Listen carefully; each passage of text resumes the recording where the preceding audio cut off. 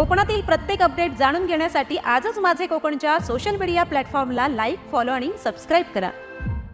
किल्ले रायगडावर आज 353वा शिवराज्याभिषेक सोहळा तिथीनुसार मोठ्या उत्साहात आणि जल्लोषात साजरा करण्यात आला। देशभरातून लाखो शिवभक्तांनी उपस्थित राहून छत्रपती शिवाजी महाराजांना अभिवादन केलं।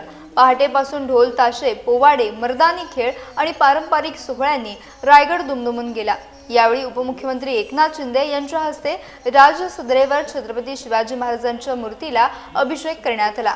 मंत्री भरत गोगावले, मंत्री योगेश कदम यांच्यासह अनेक मान्यवर आणि हजारो शिवभक्त या सोहळ्याला उपस्थित होते। यावेळी उपमुख्यमंत्री एकनाथ शिंदे यांनी शिवशाहीच्या विचारांनुसार गोरगरिबांसाठी काम करणे हीच महाराजांना खरी मानवंदना असल्याचे सांगितले।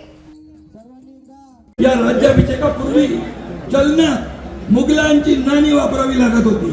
जमीन मोजणी शेतसारा मुघलांच्या पद्धतीने केला जात होता। दक्कन मधली सर्व शासकीय कारभार फारसी किंवा उर्दू भाषेत चालायचा।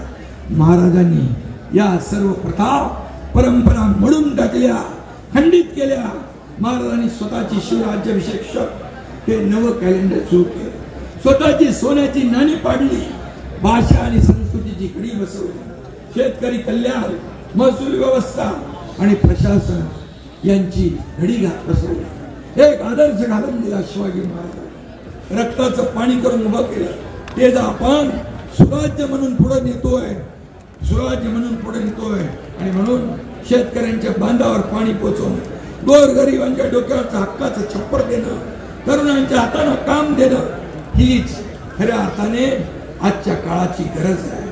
आणि म्हणून ही शिवशाही आहे आणि ती उभी करणं हे महाराजांना खरी मानवंदना आहे। तर स्वतःच्या वागण्यातून उदाहरण घालून दिलं। त्याने जुनी जुलमी जहागीरदारी, वतनदारी पद्धत मोडीत काढली। महसूल गोळा करण्यासाठी थेट सरकारी अधिकाऱ्यांची नेमणूक त्या काळात 353 350 वर्षापूर्वी